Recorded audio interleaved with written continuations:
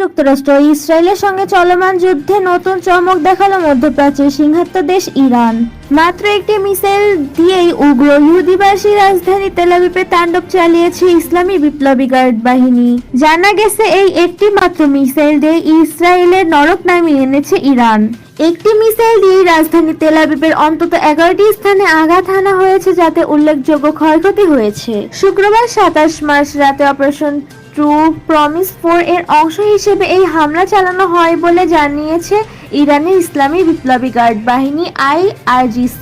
Tel Aviv লক্ষ্য করে একাধিক ক্ষেপণাস্ত্র ছোড়া হলেও এর মধ্যে একটি মিসাইল একাধিক স্থানে আঘাত এনেছে বলে দাবি করা হয়েছে। ইসরায়েল সম্প্রচার কর্তৃপক্ষ জানায়, রকেটের ধ্বংসাবশেষের কারণে বৃহত্তর তেল আবিবের বেশ কয়েকটি স্থানে ভবন, রাস্তাঘাট ও যানবাহনের ব্যাপক ক্ষয়ক্ষতি হয়েছে। কর্তৃপক্ষ আরও জানায়, ইসরায়েলের হামলার কারণে সৃষ্ট ধ্বংসাবশেষে বৃহত্তর তেল আবিবের মোট 11টি স্থানে আছড়ে পড়েছে।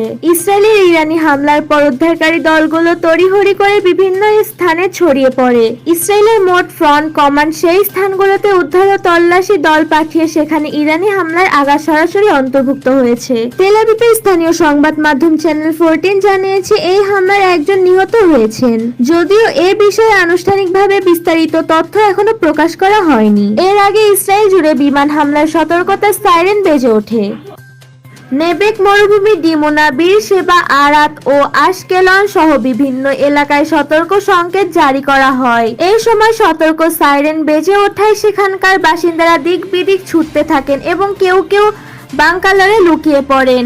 এদিকে ইসরায়েলের হামলায় ইরানের 2টি পারমাণবিক কেন্দ্র ও বড় শিল্প স্থাপনা ক্ষতিগ্রস্ত হওয়ার পর তেহরান কঠোর প্রতিশোধ নেওয়ার হুঁশিয়ারি দিয়েছিল। তারই অংশ হিসেবে এই হামলাকে দেখা হচ্ছে।